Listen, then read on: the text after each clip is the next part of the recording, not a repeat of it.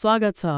आज हामी नेपालमा चलेका डिजिटल पेमेन्ट सिस्टमहरूको बारेमा अलिकति गहिरिएर कुरा गरौँ न त। गरौँ। कति धेरै अप्सनहरू छन् नि है आजकल। हो नि, हामीसँग स्रोतहरूमा फोन पे, कनेक्ट आइपिएस अनि नविल एभरेस्ट जस्ता ब्याङ्कका एपहरू अनि वालेटहरू, आइएमई पे, खल्ती, ई सेवा यिनकै कुरा छ। विकास ब्याङ्कका एपहरू पनि छन्, मुक्तिनाथ, ज्योति विकास, कामना सेवा। हो, हाम्रो आजको उद्देश्य चाहिँ के हो भने नि यिनीहरूमा खास फरक के छ अनि त्यो आइएमई पे र खल्तीको मर्जरको कुरा पनि आयो नि, त्यसले के असर गर्ला यो सबै केलाउने प्रयास गरौँ। ठिक छ, सुरु कहाँबाट गर्ने त? Phone pay? फोन पेबाटै सुरु गरौँ न। स्रोतले के भन्छ भने यो 63 भन्दा बढी ब्याङ्कसँग जोडिएको रे अनि 1.5 मिलियन मर्चेन्ट पनि। बाफरे, त्यो त ठुलै नेटवर्क भयो। हो नि, क्युआर कोड स्क्यान गर्यो तुरन्तै पैसा तिर्न मिलिहाल्ने अनि भारतसँग युपीआई भुक्तानी पनि सपोर्ट गर्छ रे। यो क्युआर भुक्तानीको लागि त फोन पे एकदमै चलेको छ, पसलहरूमा जाँदै देखिन्छ। पहुँच राम्रो भयो। एकदम। तर फोन पे जस्तै अर्को पनि छ नि, कनेक्ट आइपिएस, त्यो चाहिँ कस्तो हो? कनेक्ट आइपिएस चाहिँ अलि फरक छ। यो नेपाल क्लियरिङ हाउस लिमिटेड मतलब एनसीएचएलले चलाउने सिस्टम हो। एनसीएचएल भनेको ब्याङ्कहरूको सेटलमेन्ट गर्ने संस्था होइन त? हो, त्यही। कनेक्ट आइपिएस चाहिँ खास गरी ब्याङ्क खाताबाट सिधै अर्को ब्याङ्क खातामा पैसा पठाउन, जस्तै घरबेटीलाई भाडा तिर्न वा सरकारी राजस्व तिर्न बढी प्रयोग हुन्छ। अच्छा। यसको कारोबार सीमा पनि अलि बढी हुन्छ, तर यसको सेटअप गर्न चाहिँ ब्याङ्क नै जानुपर्ने हुन सक्छ। ए हो र, त्यो त अलि झन्झट जस्तो भएन र आजकल?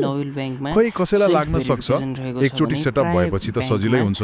धेरै ठूला ब्याङ्कहरू यसमा जोडिएका छन्। भनेपछि फोन पे र कनेक्ट आइपिएसले भुक्तानीमा फोकस गरे, तर ब्याङ्कहरू आफैले पनि त एप बनाएका छन् नि। नबिल, एभरेस्ट, एनएमबी अनि राष्ट्रिय वाणिज्य ब्याङ्क पनि। यिनीहरूमा के फरक छ त? एकदम राम्रो प्रश्न। ब्याङ्कका एपहरू भनेको खालि पैसा पठाउने मात्र होइनन् नि, यिनीहरू त मिनी ब्याङ्क जस्तै हुन्। कस्तो मिनी ब्याङ्क?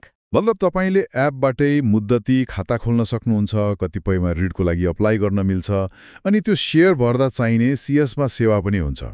ए त्यो त वालेटमा हुँदैन नि है? हुँदैन। अनि ब्याङ्क एपहरूको इन्टरफेस पनि फरक छ। जस्तो नविल, एनएमबीका एपहरू चलाउन सजिलो मानिन्छन्, तर राष्ट्रिय वाणिज्य ब्याङ्कको एप अलि पुरानो स्टाइलको छ भन्छन्। अनि विकास ब्याङ्कहरू ने, जस्तै मुक्तिनाथ, ज्योति, कामना सेवा, तिनीहरूका एपले पनि क्युआर भुक्तानी, फन्ड ट्रान्सफर जस्ता सुविधा त दिन्छन्, तर पूर्ण ब्याङ्किङ सुविधा वाणिज्य ब्याङ्कको जस्तो नहुन सक्छ। विशेषताहरू अलि फरक पर्न सक्छन्। बुझियो। ब्याङ्क एपका आफ्नै फाइदा रहेछन्, तर दैनिक जीवनमा त्यो सानोतिनो खर्चको लागि त वालेट नै बढी चल्छ जस्तो लाग्छ नि मलाई। आइएमई पे, खल्ती, ई सेवा, मोबाइल रिचार्ज, बिजुली पानीको बिल। हो नि, वालेटहरूको मुख्य बल नै त्यही हो, सजिलोपना र दैनिक उपयोगी सेवा। जस्तो स्रोत अनुसार आइएमई पेका 18 मिलियन प्रयोगकर्ता छन् रे। 18 मिलियन? त्यो त ठूलो संख्या हो। अनि मर्चेन्टलाई भुक्तानी गर्दा शुल्क पनि लाग्दैन रे। खल्ती चाहिँ सरकारी भुक्तानी जस्तै ट्राफिक फाइन तिर्न अनि क्यासब्याक अफरहरूको लागि चिनिन्छ। नेपाल पे क्युआरसँग पनि जोडिएको छ। अनि ई सेवा नि, त्यो त सबैभन्दा पुरानो होइन र? हो, ई सेवा एकदमै पुरानो र स्थापित हो। यसको मर्चेन्ट नेटवर्क पनि सायद सबभन्दा ठूलो छ, धेरै ठाउँमा चल्छ। तर वालेट चलाउँदा केही बेफाइदा वा सीमाहरू पनि छन् कि? छन् नि। पहिलो कुरा त इन्टरनेट नभई चल्दैन। दोस्रो, ब्याङ्क एप जस्तो सुरक्षाको अनुभूति सबैलाई नहुन सक्छ, यद्यपि तिनीहरू राष्ट्र ब्याङ्कबाट लाइसेन्स प्राप्त र सुरक्षित नै हुन्छन्। अनि मैले अघि भने जस्तो ऋण लिने, एफडी खोल्ने जस्ता मुख्य ब्याङ्किङ काम वालेटबाट हुँदैन। शुल्कको कुरा गर्दा सानातिना रिचार्ज, बिल भुक्तानी त निःशुल्क नै हुन्छन् प्राय, तर वालेटबाट ब्याङ्कमा पैसा पठाउँदा चाहिँ शुल्क लाग्न सक्छ। कति जति लाग्छ? त्यो त वालेट र रकम अनुसार फरक पर्छ। कनेक्ट आइपिएसमा 2 देखि 8 रुपियाँ लाग्छ कारोबार अनुसार। फोन पेबाट क्युआरमा तिर्दा त प्राय निःशुल्क नै हुन्छ। ब्याङ्क एपहरूमा पनि कतिपय सेवा निःशुल्क हुन्छन्, जस्तो नबिल, मुक्तिनाथमा CASBA निःशुल्क छ। त्यसो भए प्रयोगकर्ताले के हेरेर छान्ने त? ब्याङ्क एप कि वालेट कि कनेक्ट आइपिएस? कहिले कुन ठिक? यो त वास्तवमा के कामको लागि प्रयोग गर्ने भन्नेमा भर पर्छ। छिटो छरितो पसलमा तिर्न, रिचार्ज गर्न, बिल तिर्न वालेट, आइएमई पे, खल्ती ई-सेवा वा फोन पे एकदम राम्रो, सजिलो छ। अलि ठूलो रकम साथीभाइलाई पठाउन वा सरकारी दस्तुर तिर्न कनेक्ट आइपीएस बलियो विकल्प हो। अनि ब्याङ्किङकै काम गर्ने हो भने खाता खोल्ने, ऋण लिने, लगानी गर्ने त्यसको लागि त ब्याङ्कै एप चाहियो। कुरा स्पष्ट भयो। अब सबैभन्दा तातो खबरमा जाउँ न। आइएमई पे र खल्तीको मर्जर राष्ट्र ब्याङ्कले स्वीकृत पनि गरिसक्यो रे। हो, यो एकदमै ठूलो डेभलपमेन्ट हो डिजिटल भुक्तानी बजारमा। मर्जरपछि बन्ने कम्पनीको नाम चाहिँ खल्ती नै रहने रे। ए, आइएमई पे नाम नरहने भयो?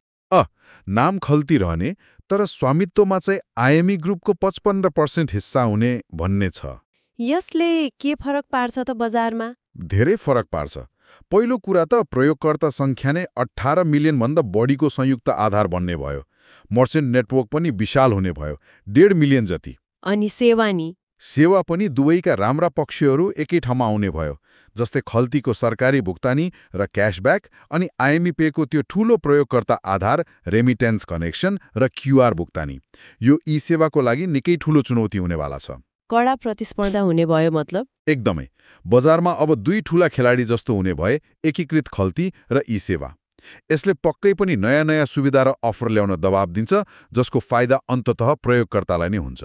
प्रयोगकर्तालाई अरू के फाइदा होला वा केही झन्झट पनि हुन्छ कि? फाइदा त एउटै एपबाट धेरै सेवा पाइने भयो, तर मर्जर हुँदा त्यो सिस्टम एकीकृत गर्ने बेलामा सुरुका केही समय केही प्राविधिक समस्या वा सेवामा बाधा नआउला भन्न सकिन्न। त्यो सङ्क्रमण कालमा अलि ध्यान दिनु पर्ला। ठिक हो। त्यसो भए समग्रमा हेर्दा नेपालको डिजिटल भुक्तानीमा अप्सन्सहरू धेरै छन्। दैनिक सानसाना भुक्तानीको लागि फोन पे र वालेट सजिला भए? अनि अलि ठूलो वा ब्याङ्किङ कामको लागि कनेक्ट आइपीएस र ब्याङ्कका एपहरू। र यो खाल्टी आइएमई पे मर्जरले चाहिँ बजारलाई अझै चलायमान बनाउने पक्का छ। हो, अब एउटा रोचक प्रश्न उठ्छ नि, खाल्ती र आइएमई पे जस्ता ठूला संस्थाहरू मिल्दै गर्दा भविष्य कस्तो होला? के सबै प्रयोगकर्ता एउटै धेरै सुविधा भएको सुपर एपतिर जालान्? वा फरक फरक कामको लागि छुट्टा छुट्टै विशेष सेवा दिने एपहरू नै रुचाइरहनेछन्? यो सन्तुलन कस्तो बन्छ त्यो चाहिँ हेर्न बाँकी छ। आगामी दिनहरूमा यो पक्कै पनि हेर्न लायक हुनेछ।